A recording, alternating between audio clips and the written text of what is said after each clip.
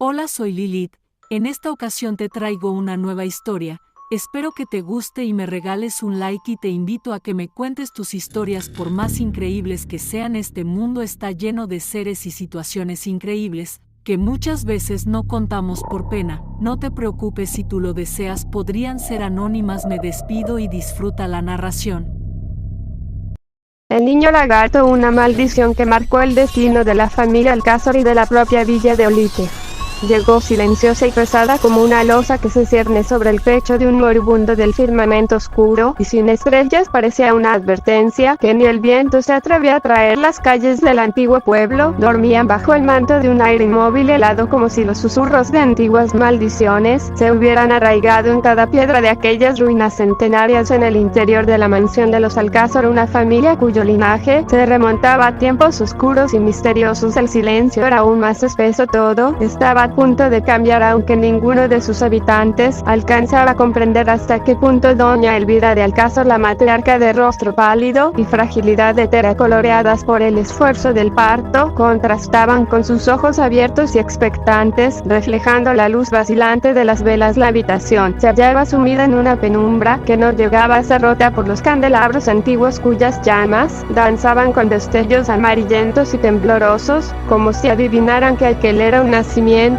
Envuelto en sombras, la comadrona anciana y supersticiosa se movía en silencio, sus pasos casi imperceptibles sobre el suelo de piedra. Aquella mujer que familia durante décadas mantenía sus arrugadas manos firmes, pero en sus ojos había un miedo primitivo. En susurros invocaba oraciones de antaño mientras esperaba la llegada del hijo de los Alcázar. Sin embargo, cuando el niño emergió al mundo y emitió un débil llanto, una helada aún más intensa se posó en la habitación. Fue en ese momento cuando la mirada de la comadrona se posó en la criatura y sus manos, acostumbradas a lidiar con la vida y la muerte, se estremecieron. Un horror inexplicable la paralizó. El recién nacido tenía una piel extraña, áspera y escamosa, cuya textura se asemejaba al cuero reptiliano más que a la de un ser humano. Aquella piel reflejaba un leve brillo bajo las velas, un resplandor verdoso y enfermizo que desentonaba de cualquier cosa que sus ojos humanos hubiesen contemplado. Sus dedos largos y torcidos parecían estar cubiertos de una membrana delgada semejante a las garras de una bestia antigua, y sus ojos, en ellos se concentraba el mayor de los horrores, dos orbes oscuros y profundos fijos en la comadrona, como si escrutaran su alma con una inteligencia incomprensible y primitiva. Don Alonso de Alcázar, padre del niño, en el rincón más oscuro de la habitación, sin apartar la vista aquella criatura que acababa de entrar al mundo. Su rostro imperturbable, de facciones duras y severas, mantenía la compostura, mientras la comadrona, atónita, intentaba apartar la mirada sin lograrlo. En sus ojos se vislumbraba una mezcla de resignación y desprecio. A su juicio, aquella aberración no podía formar parte de la estirpe de los Alcázar, ni mucho menos merecía el privilegio de llevar su apellido. Con una voz baja y autoritaria ordenó a la comadrona que tomara al niño y lo ocultara en un lugar donde nadie pudiera verlo. Las órdenes de don Alonso se cumplieron sin demora. Sin atreverse a preguntar, los sirvientes más antiguos llevaron al niño a una mazmorra olvidada, una oscura y húmeda estancia en las profundidades de la mansión. La puerta, de madera maciza y enmohecida, parecía no haberse abierto en décadas, y al cruzarla un aire gélido y enrarecido impregnaba cada resquicio de la piel, como si aquel lugar aguardara en secreto a la criatura. La mazmorra era una estancia de piedra, sombría y desprovista de ventanas. Solo una pequeña rendija dejaba entrar un hilo de luz cualquiera, que os transcurrían en una sucesión invariable. Para el niño, quien sin conocer la luz ni el calor de otro ser humano fue aprendiendo a moverse en la penumbra, pronto sus movimientos tomaron la forma de un arrastre lento y torpe, un deslizamiento que resonaba como un eco espectral en las noches en que los sirvientes al pie de las escaleras creían oír susurros y rasguños. La criatura, olvidada por su propia familia y privada de cualquier contacto, desarrollaba en sus movimientos un aire perturbadoramente animal, como si su naturaleza reptiliana emergiera en cada gesto y en cada mirada. En los pasillos de la mansión, el silencio y la oscuridad comenzaron a adquirir una cualidad casi tangible. Los sirvientes, aunque entrenados para no hablar de lo que ocurría en las habitaciones más apartadas, no podían evitar el escalofrío que recorría sus espaldas cada vez que debían descender hacia la mazmorra para llevar alimento a la criatura. Entre ellos se extendieron susurros y rumores, temores que resonaban en los corredores cuando creían estar solos. La anciana sirvienta, la única con el coraje de acercarse a la puerta de la mazmorra, murmuraba antiguas oraciones al dejar el cuenco de comida, evitando observando toda de la rendija sabía que aquellos ojos oscuros ya les aguardaba, que la seguía constantemente. La soledad de su maternidad era un suplicio del que no podía escapar. La imagen de su hijo con sus ojos fijos en ella se le aparecía en sus pesadillas, y aunque nunca se acercaba a la mazmorra, su espíritu parecía atado a aquel lugar. Los pasillos oscuros de la mansión parecían resonar con sus propios pasos cada noche, como si algo la llamara desde las profundidades. Ella intentaba resistirse, pero el vínculo entre madre e hijo, por oscuro y perturbador que fuese, se manifestaba con una fuerza que la debilitaba. Su delgado cuerpo, antes lleno de gracia, se fue desvaneciendo en una figura pálida y frágil, y su mirada se tornó opaca y perdida. Don Alonso, por su parte, continuaba con sus asuntos y compromisos sociales, aferrándose al deber de proteger la reputación de su estirpe, pero en la profundidad de la noche, cuando los ecos de la casa se convertían en un susurro ominoso, su mente volvía al recuerdo del niño y a la decisión que había tomado. La culpa, aunque disimulada, germinaba lentamente en su pecho como una oscura planta. De embargo, su rostro permanecía impasible incluso cuando sus pensamientos lo torturaban con imágenes de aquella criatura que jamás vería la luz del día. En ese ambiente de secretos y sombras, la mansión de los Alcázar comenzó a adquirir una presencia propia, un aura de silencio sepulcral que impregnaba cada rincón y cada pasillo. Las puertas rechinaban de una forma que parecía casi deliberada, y las sombras parecían alargarse en las esquinas, susurrando verdades que solo algunos escuchaban. La presencia del niño oculta en lo profundo comenzó a proyectarse sobre la casa entera, transformándola en un espacio opresivo donde la realidad y el miedo se fundían en una misma atmósfera de pesadilla. La familia Alcázar se había convertido en prisionera de su propio secreto. El tiempo en la mazmorra era una constante inalterable. La criatura, pues así la llamaban quienes sabían de su existencia, fue creciendo en la penumbra, envuelta en un silencio que solo era roto por los ocasionales pasos de los sirvientes, que dejaban temblorosos una escudilla de comida a la entrada de la estancia. Cada día la rendija sobre la puerta dejaba pasar una franja tenue de luz que iluminaba el polvo suspendido en el aire, única señal que diferenciaba el día de la noche. Para aquel ser atrapado en las profundidades de la casa de los Alcázar, el niño, cuyos movimientos adquirían un ritmo pausado y reptil, comenzó a explorar su pequeño dominio. Su piel escamosa reflejaba débilmente la luz que se filtraba desde el techo, y sus ojos insondables aprendieron a moverse en la penumbra como los de un animal salvaje, adaptándose a aquella oscuridad. Al principio el llanto fue su única respuesta al abandono y al frío, pero con el tiempo incluso el llanto se extinguió y en su lugar surgieron susurros, murmuraciones y pequeños golpes contra las paredes de piedra, sonidos que parecían expresar la incomprensión de su propio aislamiento y el instinto de sobrevivir en aquel lugar tan inhóspito. Los rumores se propagaron como el veneno en las venas de la servidumbre. La anciana sirvienta, la única que había visto al niño recién nacido, contaba historias entre susurros, cargando sus palabras de supersticiones ancestrales y de temores reprimidos. Ese niño no es humano, murmuraba con voz temblorosa. Quienes se aventuraban a escucharla, tiene la piel de una bestia y sus ojos, no, nadie puede soportar su mirada, él misma lo sabe. Pronto su voz comenzó a resonar entre los corredores oscuros y el miedo fue echando raíces en el ánimo de los demás sirvientes. Muchos evitaban acercarse a la mazmorra o siquiera mencionar su existencia, un lugar donde cada pared, cada mueble y cada pasillo absorbían el horror de aquel secreto escondido. Algunos empezaron a afirmar que al caer la noche podían oír sonidos extraños, un murmullo leve como un susurro de voces en una lengua perdida, y otros, más nerviosos, aseguraban haber sentido el roce de algo húmedo y frío, un roce casi fantasmal que erizaba el vello de su piel en las noches de invierno, cuando el viento soplaba con fuerza y el silencio en la casa se hacía más intenso. Las sombras parecían multiplicarse en las paredes de la mazmorra, dando vida a figuras que solo el niño veía en esos momentos, cuando los susurros de las piedras parecían desvelar secretos, que el niño comenzaba a emitir un sonido extraño, una especie de murmullo gutural y áspero similar al siseo de una serpiente. En la oscuridad, la criatura, desprovista de contacto humano y sin palabras para comprender su propio aislamiento, hallaban estos. La envolvía la madre doña Elvira, sumida en su propia penitencia, sentía una angustia constante que la atormentaba día y noche. Su conciencia le empujaba a vagar cerca de la mazmorra, a detenerse en las escaleras frías que llevaban a la oscuridad y a permanecer inmóvil, escuchando sin atreverse a descender. Era un deseo desesperado y reprimido de ver a su hijo, de aliviar la culpa que la corroía, aunque el horror de lo que había traído al mundo la mantenía alejada. En el silencio y aquellos murmullos y siseos que parecían llamarle, cada vez que el sonido sonido resonaba en sus oídos. Su mente se debatía entre el instinto maternal y el favor de enfrentar el rostro de la criatura. Con el tiempo, doña Elvira comenzó a hablar en susurros con palabras que solo ella escuchaba, frases fragmentadas en las que se delataba el peso de una madre que añoraba al hijo que nunca tuvo. Mi niño, el mío, lo dejé en la oscuridad, murmuraba en su habitación donde los espejos se cubrían con sábanas y las cortinas permanecían cerradas. Era como si, al igual que su hijo, ella también viviera una vida encerrada en la penumbra que cada día la consumía más. Entre tanto, el padre don Alonso mantenía una distancia rígida y severa, como si el peso de la situación se disipara ante la firmeza de su carácter. Para él, el niño no era más que una vergüenza oculta, una mancha que jamás debía alcanzar la luz del día. En sus decisiones no había lugar para los sentimientos. Consideraba el encierro del niño una medida necesaria y quizás incluso piadosa. Al salir al pueblo, su rostro mantenía la frialdad de siempre, el rostro de un hombre de linaje respetado y temido por igual. Sin embargo, en el silencio de la noche, cuando el eco de aquellos deseos les llegaba a través de los muros, una sombra de inquietud cruzaba su semblante. Una noche en particular, cuando la casa entera dormía y el frío era tan intenso que las paredes parecían exhalar un aliento helado, uno de los sirvientes más jóvenes, impulsado por una curiosidad insensata, decidió acercarse a la mazmorra. Había oído a la anciana sirvienta hablar sobre el niño y su imaginación, alentada por los susurros y los rumores, lo empujaba a ver con sus propios ojos aquello que se escondía con una vela temblorosa y un valor temerario. El sirviente descendió los escalones, cada uno rechinando bajo su peso, como si protestaran por aquella osadía. El joven avanzó con cautela, sosteniendo la vela con mano trémula, mientras el sudor frío comenzaba a empapar su frente. Al llegar a la puerta, observó la estrecha rendija que permitía vislumbrar el interior. Al principio solo vio sombras, una oscuridad que parecía apretarse contra los muros. El joven sintió resonar en su propio pecho. En un acto de reflejo, retrocedió con tal fuerza que la vela cayó de sus manos, apagándose al golpear el suelo. La oscuridad lo rodeó por completo y mientras retrocedía, sintió como si algo en el aire se hubiera liberado y como si aquel ser oculto tras los muros percibiera su miedo y se alimentara de él. Subió las escaleras, tambaleándose, jadeando, con el rostro pálido y el terror plasmado en su mirada. Desde ese día aquel joven jamás volvió a hablar de lo que vio, ni se atrevió a acercarse a la mazmorra. Aquel incidente, aunque breve, añadió un nuevo nivel de tensión en la mansión. Los rumores se intensificaron y la servidumbre, temerosa de lo que pudiera la mazmorra, los sirvientes que aún quedaban cumplían con sus tareas con rapidez y silencio, dejando cada rincón de la casa impregnado de un aire opresivo. La mansión, antaño símbolo de poder y prestigio, se había transformado en una prisión, un lugar donde el miedo reinaba y las sombras ocultaban más de lo que revelaban. El niño solitario en su confinamiento continuaba creciendo en las tinieblas, su instinto salvaje intensificándose a medida que su cuerpo reptiliano se adaptaba a la penumbra. El ambiente opresivo de la mazmorra se había convertido en su mundo y cada vez que escuchaba el sonido lejano de pasos o percibía el aroma de un cuerpo humano, su ser entero se tensaba. Lo que al principio había sido una indefensa criatura se había convertido en algo más, algo que había aprendido a vivir en la oscuridad, ya sea alimentarse de la soledad, del miedo que percibía en el ambiente. Con el paso de los años, los Alcázar se hallaban cada vez más atrapados en su propio secreto, sus vidas entrelazadas con el destino de la criatura que habitaba en las profundidades de su hogar, la criatura que había nacido en el silencio, la presencia palpable que llenaba cada rincón de la mansión. Aunque el niño lagarto permanecía encerrado en la mazmorra, su influencia se había extendido por toda la casa como una sombra que nadie podía ignorar. Las noches antes serenas se habían vuelto inquietantes. En la quietud, los ecos de sonidos inexplicables se arrastraban por los pasillos, llenando a los sirvientes de un terror silencioso que comenzaba a carcomer su cordura. No era solo un rumor, la mansión de los Alcázar se había convertido en un lugar donde el miedo respiraba. El niño, ahora en la adolescencia, había crecido bajo la sombra de la soledad, alimentándose de ruidos y sombras, de las visitas ocasionales de los sirvientes que dejaban alimento junto a la puerta y se marchaban sin cruzar palabras. Su cuerpo, adaptado a la oscuridad, era una figura cada vez más imponente, con extremidades largas y huesudas que le conferían un aspecto casi espectral. Sus ojos habían desarrollado una cualidad incandescente, un brillo latente que sobresalía en la penumbra de la mazmorra. Con el tiempo, aquel ser había aprendido a escuchar, a sentir cada vibración que pasaba por el suelo de piedra y a identificar el pulso de los. Se había convertido en un cazador solitario y su mundo era un reflejo sombrío de la mansión que lo albergaba. En las noches, el niño golpeaba la puerta con creciente intensidad, como si su deseo de escapar hubiera habías evolucionado en una rabia primitiva. Al principio sus golpes eran suaves, apenas un roce contra la madera húmeda, pero con el tiempo aquellos sonidos se transformaron en un estruendo constante que resonaba por toda la casa, interrumpiendo el descanso de la familia y los sirvientes. Los ruidos se tornaban más violentos y siniestros con cada noche, como si el niño intentara abrirse paso a través de aquellas paredes que lo habían mantenido prisionero. Los se marchaban de la mansión en medio de la oscuridad, temerosos de lo que se escondía en el sótano, convencidos de que una criatura inhumana habitaba en los cimientos de aquella casa. Solo los empleados más leales, aquellos que llevaban décadas en el servicio de los Alcázar, permanecían, pero incluso ellos empezaban a evitar las escaleras que llevaban a la mazmorra y a murmurar oraciones cada vez que pasaban cerca. La anciana sirvienta, quien había sido testigo del nacimiento de la criatura, se convertía poco a todos que aquello que estaba encerrado abajo no debía ser molestado. Fue una de esas noches particularmente gélida cuando uno de los sirvientes más curiosos, un joven atrevido llamado Julián, decidió aventurarse hasta la puerta de la mazmorra. Había escuchado las historias y los susurros de los otros sirvientes, pero su escepticismo y su juventud lo impulsaban a desafiar aquello que todos tenían. Con una vela en la mano y un paso vacilante, Julián descendió la escalera que llevaba a la mazmorra. Cada peldaño rechinando bajo su peso. A medida que avanzaba, el aire se volvía más denso, cargado de un frío húmedo que penetraba sus ropas y le calaba hasta los huesos. Al llegar a la puerta sintió que algo lo observaba. Sus ojos buscaron la rendija por donde en otras ocasiones se habían asomado los sirvientes, y lo que Dios le dejó el corazón helado. A través de aquella estrecha abertura, dos ojos brillantes lo observaban con una intensidad y una calma inhumanas, fijos en él como los de un depredador que ha descubierto una presa. Julián intentó apartar la mirada, pero aquellos ojos parecían atraparlo, inmóviles y profundos, cargados de una mezcla de odio desgarrador. Surgió entonces de la mazmorra un gruñido cultural bajo y profundo que resonó en las paredes de piedra. Julián sintió el sudor frío resbalar por su espalda mientras sus piernas temblaban y la vela en su mano titilaba, proyectando sombras que parecían extenderse por las paredes como garras afiladas. Sintió el impulso de retroceder, pero antes de poder moverse, una mano deformada con dedos alargados y escamosos se extendió hacia él a través de la rendija. El grito de terror de Julián fue ahogado por el rugido de la criatura, un sonido que se perdió en la oscuridad de los pasillos mientras el joven retrocedía torpemente, perdiendo el equilibrio y cayendo en las escaleras. Aquel encuentro dejó a Julián marcado de por vida. Tras pasar la noche temblando y murmurando oraciones, se marchó de la mansión al amanecer, incapaces de soportar un minuto más en aquel lugar maldito. Las habladurías entre la servidumbre crecieron como una marea imparable y el miedo comenzó a extenderse incluso a los habitantes de Olite. La mansión de los Alcázar había comenzado a ganar fama en el pueblo como un sitio donde habitaba un oscuro secreto. Un rumor que circulaba entre los jóvenes se escuchaban con mezcla de escepticismo y temor. Mientras tanto, doña Elvira se sumía cada vez más en un estado de abatimiento. Su rostro, antaño lleno de vida, se había transformado en una máscara de melancolía y angustia. Pasaba las noches en vela, incapaz de dormir, atormentada por los sonidos que emanaban desde el sótano y el peso de la culpa que la oprimía. En su delirio sentía que el niño la llamaba, que susurros